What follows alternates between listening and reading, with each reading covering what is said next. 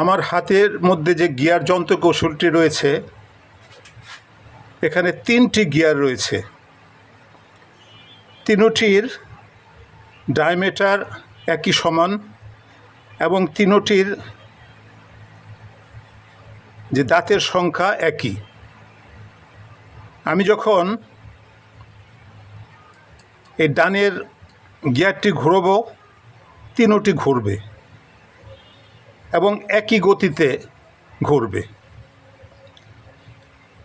এটার মধ্যে একটি শিক্ষামূলক বিষয় হচ্ছে, আমি যখন এই ডানের গিয়ারটি নিচের গিয়ারটি ডান দিকে ঘোরাবো, এটা বাঁ দিকে ঘুরবে এবং উপরটি ডানে ঘুরবে। এভাবে এটি কাজ করবে। এখন নিচের গিয়ারটি আমি যখন ঘুরাবো প্রথম, তো এই গিয়ারটিকে বলা হবে ড্রাইভ গিয়ার বা চালক গিয়ার। এটাকে ইনপুট গিয়ারও বলা হয়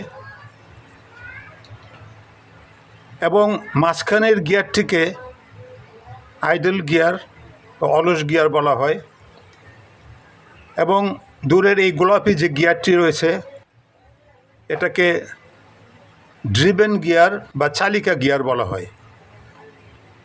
তো এইভাবে আমরা এই 3টি গিয়ার একসাথে সেট করে ব্যবহার করতে পারি। ধন্যবাদ ভিডিওটি দেখার জন্য।